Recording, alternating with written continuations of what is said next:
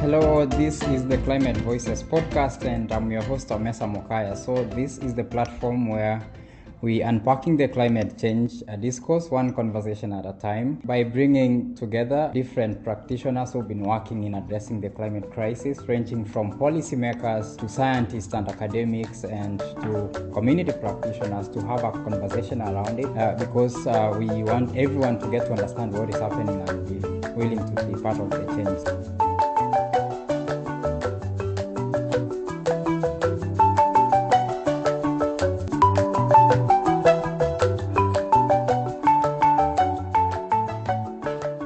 Today, I'm joined on the show by two interesting guests who are very fundamental in this fight against climate change. So I'm going to let them introduce themselves and then we can pick it up from there. Nice to have you on the show. Nice to have you as well hosting us and being in Region 1 of the EPA, my friend David Cash. So I'm Daniel Blackman. I am in Region 4, which is the southeastern United States that includes South Carolina, North Carolina, Georgia, Florida, Alabama, Mississippi, Tennessee, and Kentucky. And we also have 6 federally recognized tribes. And it's such an honor. And obviously the South brings a very unique perspective to the administration. It's a part of the country where there's a lot of historic, from a civil rights and human rights standpoint, there are a lot of history there. But there's also a huge opportunity for historically black colleges, for minority serving institutions, and for our agricultural community. So we're very unique in our geography as well as our demographic, and I'm just really happy to share some of the things that we're doing on this show. And I'll turn it over to Dr. Cash. Thank you so much, Regional Administrator Blackman. It's been fantastic to have the last couple of days to be with you, and thank you so much for inviting us on this podcast. Really excited to talk about these issues. I'm in Region 1, which are the 6 New England states and the 10 federally recognized tribes that are in New England. And like all over the world, we are trying to both decrease the chance that climate change is going to happen and protect those communities who are hit first and worst. And those are generally low income and disadvantaged communities. And we see that all over the world. And we see that in our 2 regions, both in New England and the Southeast. And my name is David Cash. Yeah, thank you so much. It's a pleasure to have you on the show, and it's amazing to learn what you're doing. So what we have seen in the past is different people addressing the climate crisis in different ways. So I come from Kenya, and what we have seen in the past is everyone, when they look at the US, they see someone who's been responsible for the climate crisis that most of the countries are facing in the global south, bringing a whole range of, social justice versus climate justice issues. And these are some of the conversations we've been having. But recently we have seen the US making major, moves with the IRA, the Inflation Reduction Act, giving the climate crisis the attention that it so needs, and which I think is going to make the US take the position as a global lead in the fight against climate change. So I'm interested in knowing which are some of the ways in which the EPA is involved in implementing, for example, the IRA or addressing the climate crisis.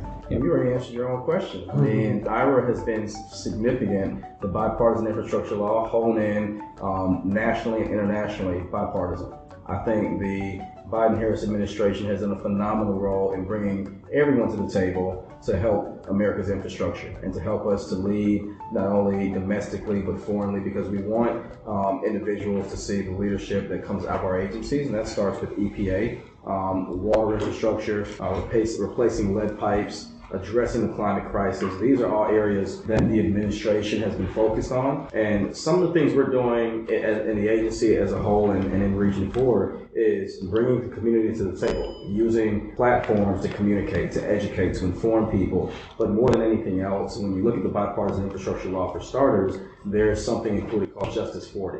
And that is a directive that puts 40% of the federal investments from the bipartisan infrastructure law into underserved communities. And I think that when you talk about leading at any capacity, it starts with making sure that marginalized communities and underserved communities have had the opportunity to be at the table. And that's one thing that I think is of the utmost importance and critical for the time that we're in. So really excited about that. And then lastly, for IRA, just making sure that we've communicated and coordinated with individuals that need better support for air. You know, when you think of leading on the climate crisis and on environmental justice, I think it's important for you to recognize the fact that air and water has to be parallel to solving these issues. Yeah, so just to build on what Regional Administrator Blackman just said, you know, the first day of the Biden-Harris administration, President Biden released an executive order that required all of the federal agencies to figure out how to address climate change with the tools that they already have. And for EPA, that meant evaluating all of our regulations, and there's been a raft of regulations that have come out of our Office of Air and Radiation that focus on tailpipe emissions, that focus on power plants and manufacturing facilities with the goal of reducing climate-forcing emissions. And then further, with this huge influx of funding from the Inflation Reduction Act, we're going to be working, as the regional administrator said, with communities to advance the technologies that will help them move into the clean energy future and provide the kind of clean energy jobs that have not existed before in these communities. And so use the investments that we're making not only to address the climate crisis, but to do it in a way that brings justice to these communities, both in terms of the climate impacts and in terms of potential jobs.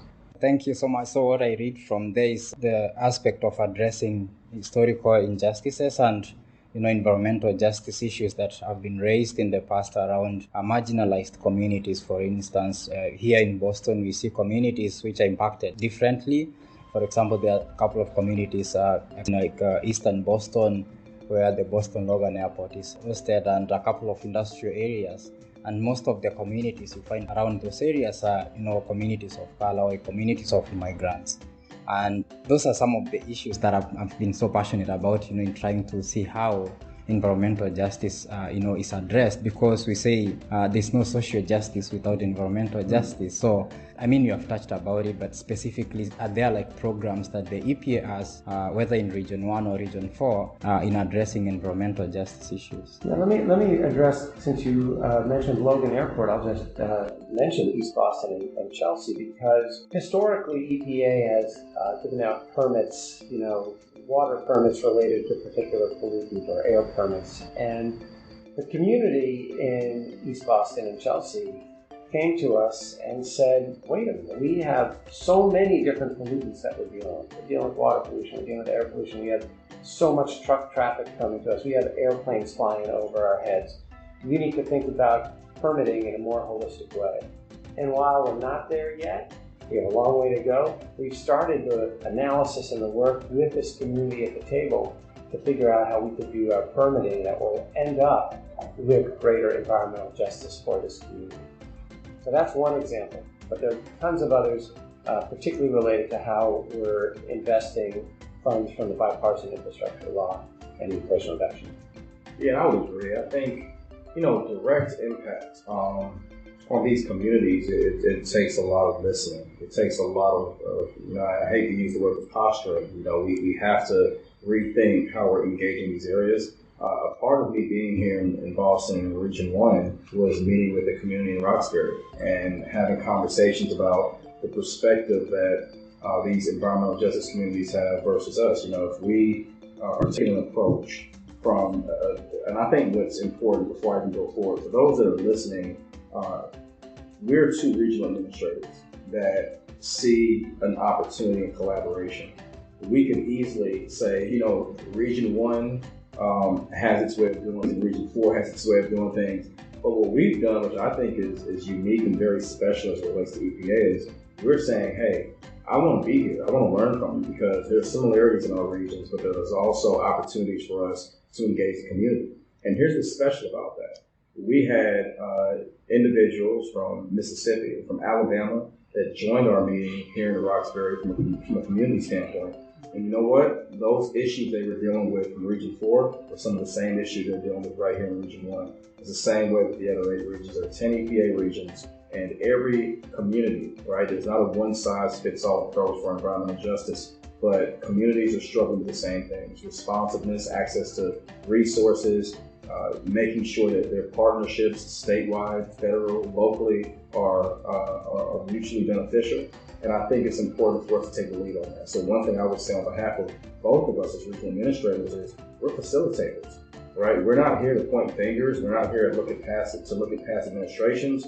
We're here to determine what is in the best interest for this moment with this administration, with these resources, to make sure that folks that have been left out of that conversation, whether they're through marginalized communities, underserved neighborhoods, or areas that, quite frankly, have just been left out of the conversation because of a lack of infrastructure to be able to be at the table. We want to change that narrative. We want to change it with having access to resources, technical support, but more than anything else, we want their voices to be heard, because what we can't do during this time with these resources, we can find other federal partners that can come to the table. I think one thing they're doing really great here in Region 1 is identifying who those federal partners are, including elected officials, and making sure that the community has access to our respective agency that can help them to navigate those conversations. We don't want people to be intimidated by government. We want to help to increase the trust between government and community, and we want to make sure that there's a navigatable process where they can know what resources are available, where to find them, and how to apply.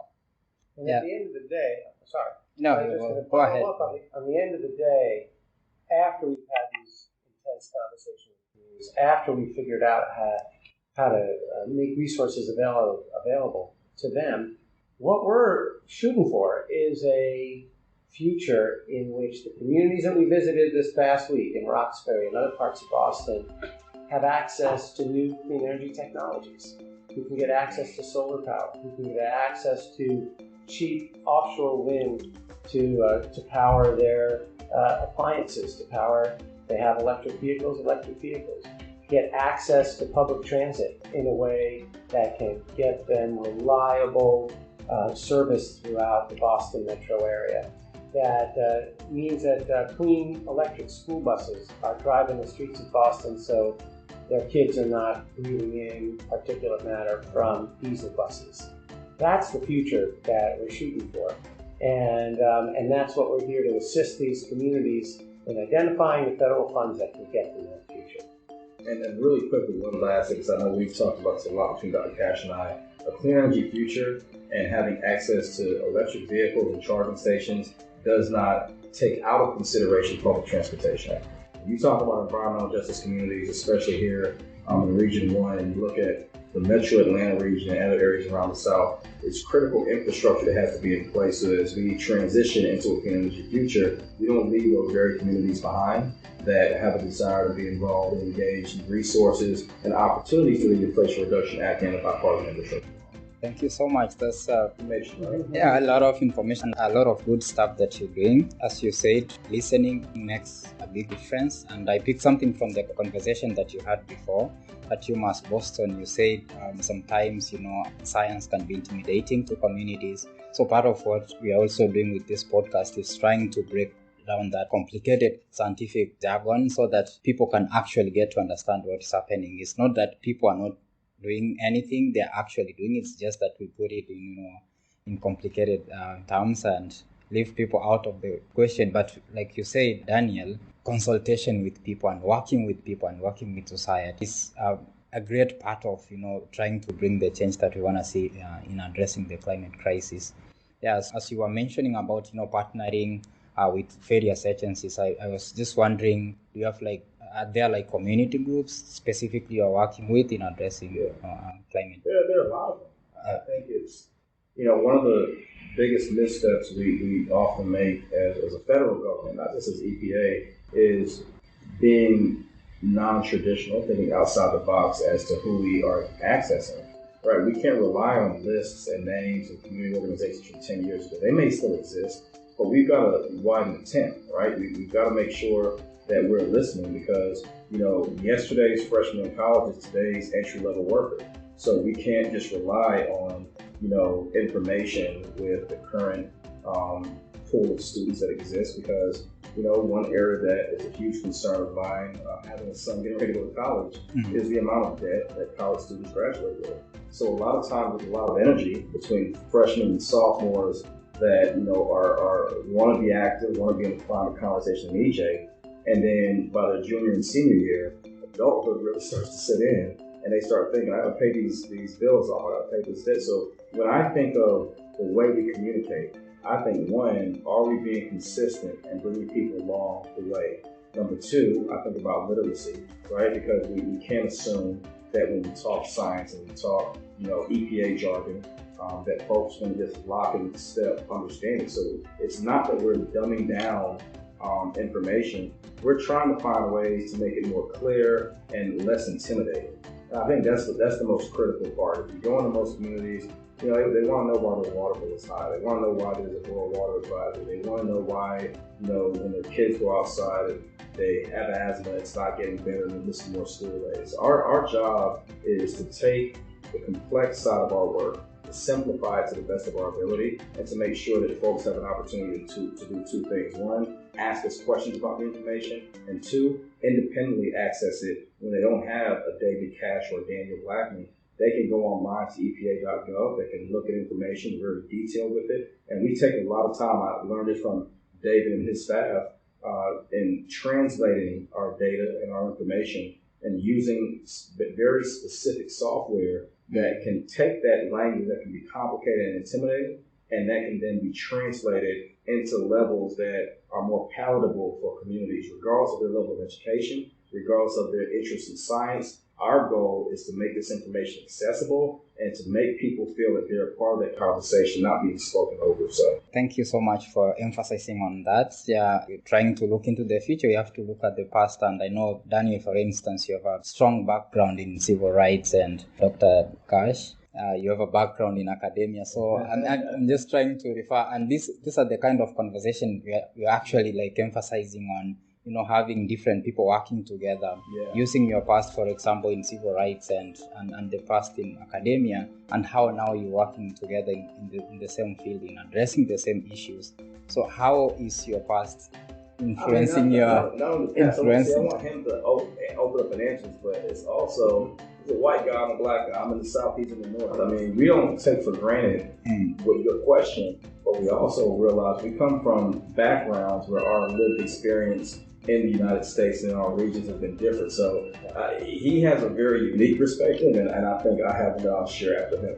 Well, I think, one of the amazing things about working at EPA, if you just think about the other regional administrators, there are 10 of them, oh my gosh, the path that we've all taken to get to our positions, the different backgrounds that we've had, the different communities we grew up in, the different struggles and challenges we've had, all make us much better as a team to try to figure out how to solve these problems. Right. And then when you think about the staffs that we have, and I know that you feel the same way, I feel incredible gratitude for the staff that work here. There are many who have worked here for decades, a lot who have worked here just for a year or two or three.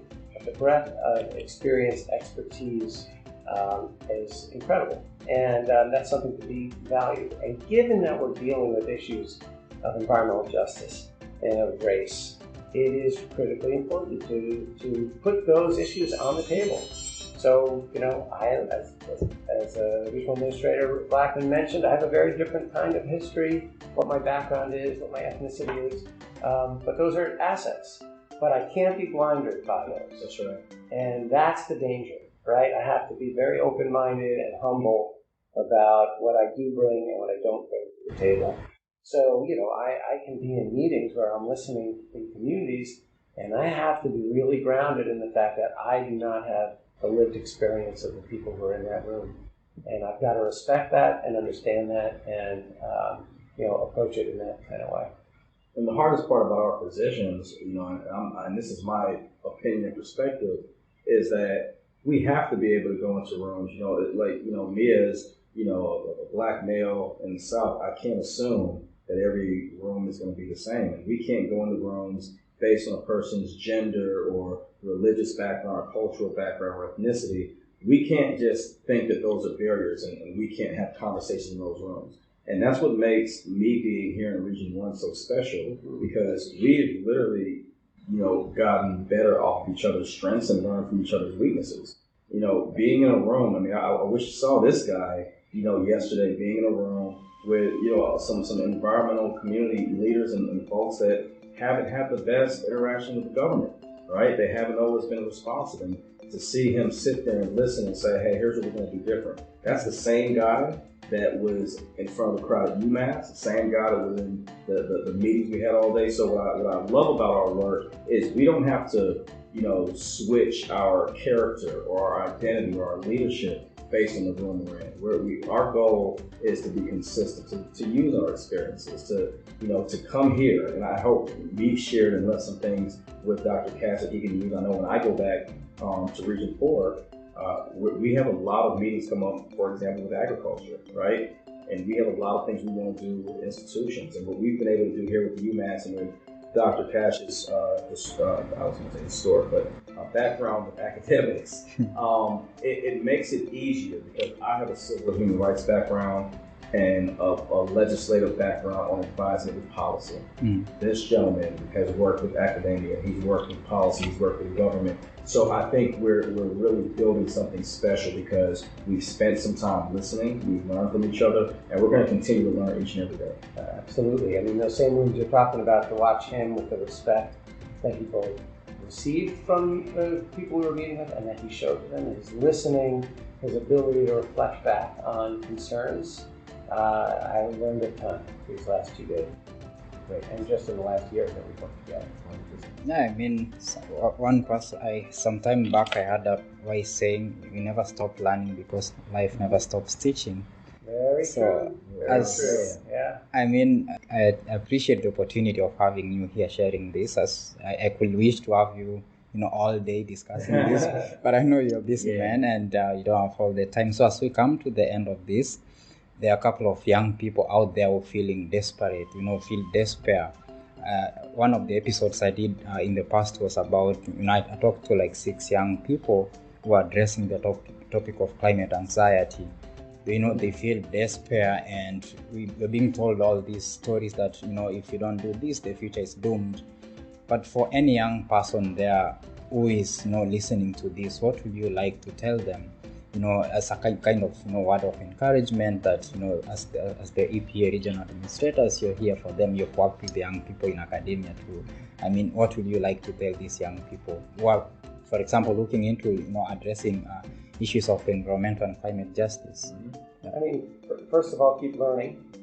So education, however you're getting it, is critically important to understand, and get involved. And there's so many different ways to getting involved. And it can be formal, it can be a job, it can be getting educated so you get a job, it could be getting engaged with your community and being active in that way and pushing for change and pushing local government and state government for change and federal government for change. It could be in the private sector. There is so much investment going on in the clean energy space right now that will use all kinds of different skills and abilities. And it's just, there's opportunity after opportunity right now to get engaged. We're at this turning point, partly because of countries all around the world stepping up, partly because of the concern that people have and how quickly climate is changing, but partly because the technology is changing so rapidly. And so there are opportunities across the board for people to get involved, whether it's local or in the private sector or in education. For me, I think it's important to use an analogy that I think would speak to this generation. Darkness, it simply means like the absence of light, right? And I think that this generation needs to know that they're light. There's 2 kinds of darkness that a lot of people can identify. I spoke one time and talked about the darkness of the womb and the darkness of the tomb, right? Like there's a darkness that we see in burial, and there's a darkness that we see in life. And I think that we're going through a very complex time in our world, not just in the United States, not just in Africa, not just in the Caribbean. We're going through some very difficult times. At the end of these challenges, at the end of adversity, there's an opportunity. And so as storms get more violent, your voices should get louder, right? As we see impacts on flooding, right? You all should flood the halls of Congress. As you see more things happening each and every day my encouragement would be to find your voice in it, right? So when you think of these young people that are having what you call climate anxiety, I love that term, not because I celebrate it, but because it's such a meaningful representation of our world right now. And I think the only way for us to truly get beyond that quote-unquote climate anxiety is to push back, to fight back, to be louder, to be more intentional. I would encourage folks that hear this podcast run for office, right? I would encourage you to learn what a regional administrator does and take our jobs one day, right? I encourage you to be a part of hiring, working in Region 1, working in Region 4, working for the EPA, U.S. Army Corps of Engineers, Department of Energy, finding your voice, your space, your time, your energy in some form that will help you to transform the very zip code of society that you come from. And I think it would be most encouraging as we leave this space, and I want to thank you for the opportunity to speak to your audience, but I think the most important to leave behind is that both David and I are fathers. We want our children to inherit a better world than we have. And many of your listeners will grow with our children and our grandchildren, and many of them will potentially lead as a boss or as an activist or as a policy advisor. And I think knowing that what Dr. King says is that we're all mutually tied together in a single garment of destiny, right? So this world house, all of our decisions, all of our actions have an impact on people that we've never met, that we've never seen, we've never spoken to. We just left the Embrace statue here in Boston. And if we did more of embracing each other's thoughts and ideas, this would be a much better and more resilient world. And we thank you so much for the time that you have. Exactly. Thanks. Yeah, and thank you so much for the amazing insights that you've given. I appreciate it. And thank you for the powerful words to the young people and for whoever is listening. Just to mention that our podcast started 6 months ago, but now I was mentioning to him before, it's us audience in over 35 countries. So there are a lot of young people out there listening to this, and I'm sure they're motivated by this. Thank you. Thank you for the service that you're giving. Yeah, thank you so much. And yeah, it's a pleasure. So it's Climate Voices podcast, and I'm your host, Amesa Moka.